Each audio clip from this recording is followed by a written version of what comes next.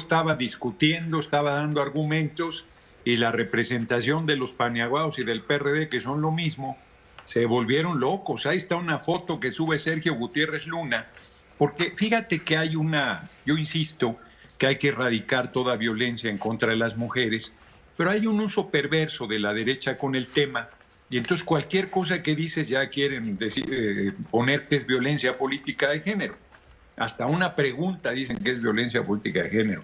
Entonces, si tú, por ejemplo, las feministas dicen con razón que si tú dices la esposa de, la hija de, la mamá de, la novia de, pues la estás invisibilizando. Y el representante de los paniaguados dijo la madre del Chapo. Entonces yo dije, oye, te van a acusar, ten cuidado, te van a acusar de invisibilizar a Concepción Loera Pérez. Loera Pérez.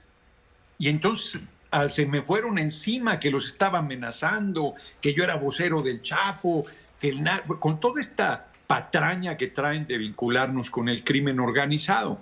Y la verdad es que a la consejera presidente Tadei se le fue de las manos porque no solo me interrumpieron, me cortaron el sonido cuando yo estaba en mi tiempo hablando y soltaron ahí una sarta de barbaridades que los exhibe. Y luego los medios sacan pues, lo que les da la gana y no lo que yo les estoy diciendo. Pero eso fue lo que sucedió, que los volvió locos en realidad cuando les estaba reclamando los millones de dólares que han metido en la campaña de narcopresidente y luego triple salto mortal narcocandidata, que van más de 200 millones de mensajes y que además hoy en la tribuna de la Cámara demostré que el 56% son desde España y Argentina, que no es un trabajo mío, es un trabajo de Julián, este hombre español que le sabe mucho al tema, y luego en todos los países del mundo debería ser Berta Xóchitl Gálvez Ruiz presidenta del universo, porque desde todos los rincones del mundo le mandan mensajes de apoyo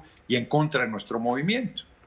Entonces la derecha, la que está muy nerviosa, está desquiciada por el avance que tiene tu candidata a la presidencia por parte de Morena, la doctora Claudia Sheinbaum, quien por cierto arranca campaña el próximo viernes a las 4 de la tarde. A ella sí le van a poner la bandera, supongo. Ella se compromete a que va a tener 100 puntos que va a desplegar de lo que será su programa de campaña y si gana de gobierno, etcétera, etcétera. ¿Ya están listos los camiones de los acarreados o cómo la ves? Pues si van los de la Marcha Rosada en camiones, no son acarreados. Pero si son compañeros y compañeras nuestras, entonces son acarreados. Mira qué simpáticos son.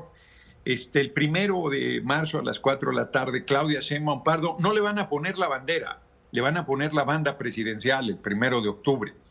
Entonces, vamos muy bien, 30 puntos arriba, vamos realmente de manera muy sólida.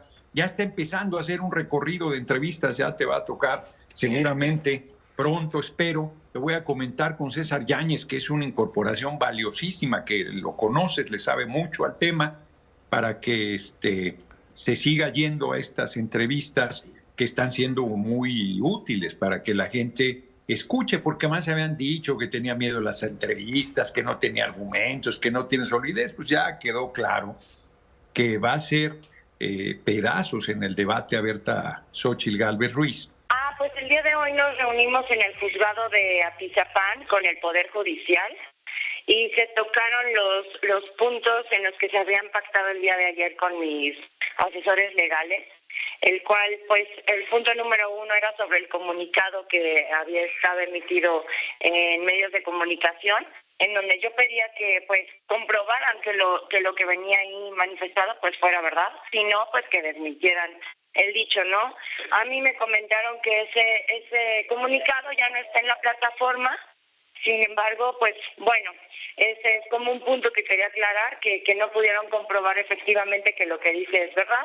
Me manifestaron que ya se quitó este comunicado de la plataforma. Otro punto que se tocó fue que por parte de Contraloría Interna del Poder Judicial iban a juzgar el actuar del juez y que ellos iban a tomar las medidas correspondientes.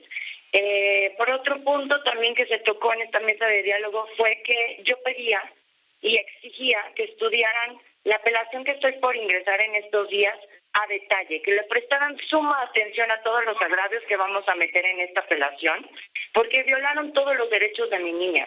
La discriminó el juez, la revictimizó porque no tomó ni siquiera en consideración la declaración de mi niña cuando habló con este juez.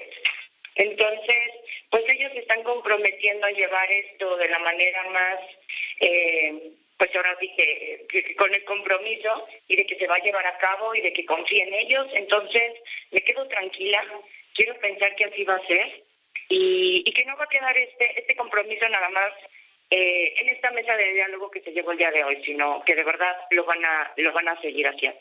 Victoria, entonces procede enseguida la apelación y todo lo que nos está usted explicando con toda claridad. Ahora, ¿qué dice a todo esto la familia paterna? Porque el acusado, el señalado como responsable de abuso, es el hermano del marido o del exmarido, de tu exmarido.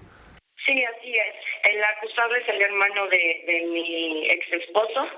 El papá tomó la decisión de defender al hermano, no apoyó en ningún momento a mi niña, incluso él mismo solicitó una prueba en criminología cuando levanté la denuncia. Él podía corroborar en la carpeta de investigación todas las pruebas favorables que salían con todos los peritos a los que mi niña fue presentada. Esto es un tema que a todos, por supuesto, nos llama la atención, pero no nada más la atención, sino nos llama a actuar. Estamos muy coordinados con el fiscal general de Justicia del Estado, lo escuché en sus declaraciones, que también me antecedieron contigo aquí en tu noticiero, y se están llevando a cabo las investigaciones pertinentes por parte de la Fiscalía. Sí, es un caso llamativo, sobre todo, porque sí tiene efectivamente, o está relacionado, todo indica, con sus aspiraciones de procesos internos de sus respectivos partidos políticos. Aún no eran candidatos, pero quiero decirte algo, Pepe. En Michoacán tenemos una mesa de gobernabilidad y seguridad con el Instituto Electoral de Michoacán, con el INE, con los partidos políticos, y hay 11 aspirantes que aún no son candidatos, pero que tienen algún tipo de resguardo, de acompañamiento, de seguridad por parte de las instituciones de seguridad pública del Estado de Michoacán. Es decir, aquel precandidato, candidato que sienta alguna amenaza, es importante que a través de sus partidos políticos en esta mesa interinstitucional de gobernabilidad y seguridad que está instalada en Michoacán, acuda para poderle también brindar el apoyo y el respaldo. Tenemos que actuar efectivamente porque es una situación que tenemos, que se nos presentó en este municipio de Marabatío, y pues sí, es un tema muy, muy desafortunado que se presentó en este municipio en días pasados. Sí, ciertamente, Marabatío es en este momento un punto rojo, pero en general se está viendo la acción de los grupos del crimen organizado. Gobernador, ¿cuáles son los grupos que tienen en jaque justamente a Marabatío en el estado de Michoacán? ¿Cuáles son los grupos que están incidiendo eventualmente en intervenir en todo esto? Mira, Pepe, yo siempre he seguido una política y una filosofía en mi gobierno de no hacer apología, es decir, no dirigirme a los grupos delictivos, porque luego eso nos engrandece también, y bueno, es una subcultura la que vivimos en el tema de inseguridad en el país. Sí hay grupos en este municipio, tenemos detectados por lo menos la presencia permanente de 3 grupos. Hay un grupo fuerte de Guanajuato, ese grupo que se dedica sobre todo al huachicol y la extorsión en Guanajuato. Hay otro grupo de otro estado de la República, y grupos también locales, regionales, hay que decirlo y reconocerlo. Pero se tiene ubicado ese tema, hay ya las líneas de investigación de parte de la Fiscalía del Estado, Pepe. Ciertamente, como lo has dicho, la inseguridad y la violencia deberán ser los temas centrales en la campaña política que arrancará formalmente pasado mañana, 1 de marzo, porque es una cuestión literalmente de vida o muerte para los mexicanos. La entrega del poder político y económico que ha hecho el gobierno actual al crimen organizado en amplias y crecientes zonas del país no tiene precedentes en la historia de México. El daño que esto causa en todos los ámbitos de la vida nacional es inconmensurable, porque lesiona física y psicológicamente a los huérfanos y demás víctimas de los delitos de sangre, porque encarece el costo de los bienes y servicios para la población, inhibe el crecimiento económico, la generación de empleos, la inversión privada y el turismo nacional y extranjero, porque afecta gravemente a millones de educandos e imposibilita sacar de la pobreza a grandes sectores de la población. José, según los datos del propio gobierno, en los primeros 5 años de esta administración van más de 180,000 asesinados y más de 48,000 desaparecidos. Si más de la mitad de esos desaparecidos en realidad están muertos, tendremos a la fecha un total de víctimas mortales que superan al día de hoy 200,000 seres humanos. Para darnos cuenta de la magnitud y el horror de esta tragedia, la podemos comparar con lo que sucede en un país en guerra, invadido militarmente durante los 2 últimos años. Me refiero a Ucrania, ocupado por miles de tanques rusos y bajo una lluvia incesante de misiles que han dejado desolación y escombros en muchos pueblos y ciudades. Pues el presidente ucraniano, Zelensky, acaba de dar el parte de guerra y ha informado al mundo que durante estos 2 años han muerto 12,000 civiles y 31,000 militares. Pues si esa tendencia continúa por 3 años más de guerra, al cumplirse 5 años de la invasión rusa, Ucrania sufrirá la pérdida de 100,000 habitantes entre civiles y militares, lo cual implica la mitad de lo que ya perdió México en los 5 años de este funesto gobierno. Y México no está invadido por una potencia extranjera. En síntesis, José, es 2 veces más letal el crimen organizado en México que la brutalidad de Putin sobre Ucrania.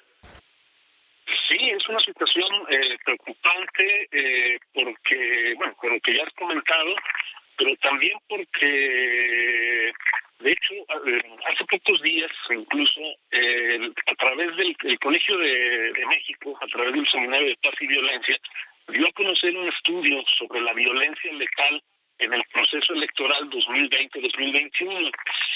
Y este estudio nos permite ver un patrón que creo que nos puede ser útil para ver cómo enfrentar esta problemática durante este proceso electoral. ¿Te refieres al estudio titulado Urnas y Tumbas del Colegio de México?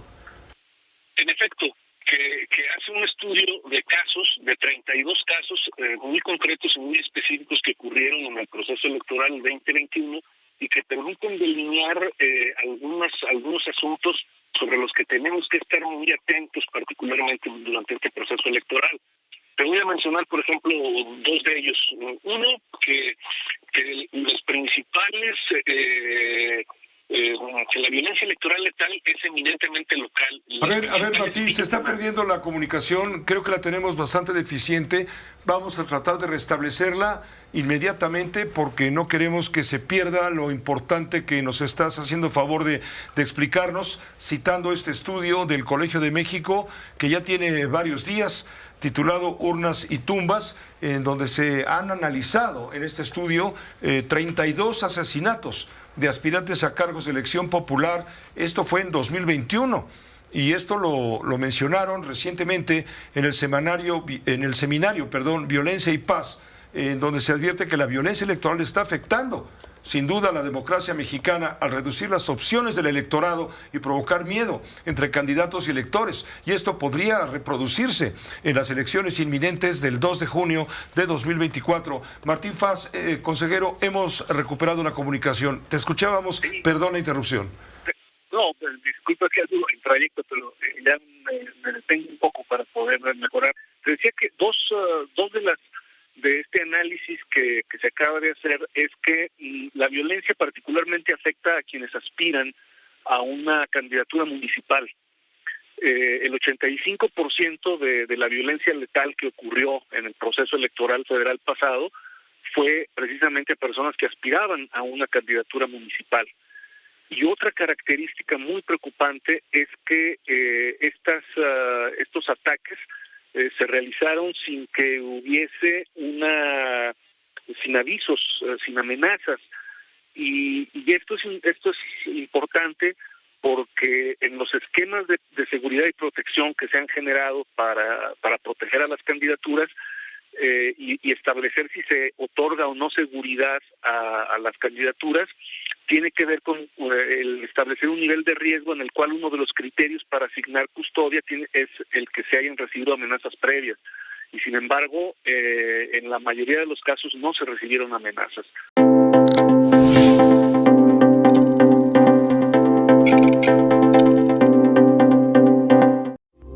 Esta fue una producción de Grupo Fórmula. Encuentra más contenido como este en radioformula.mx.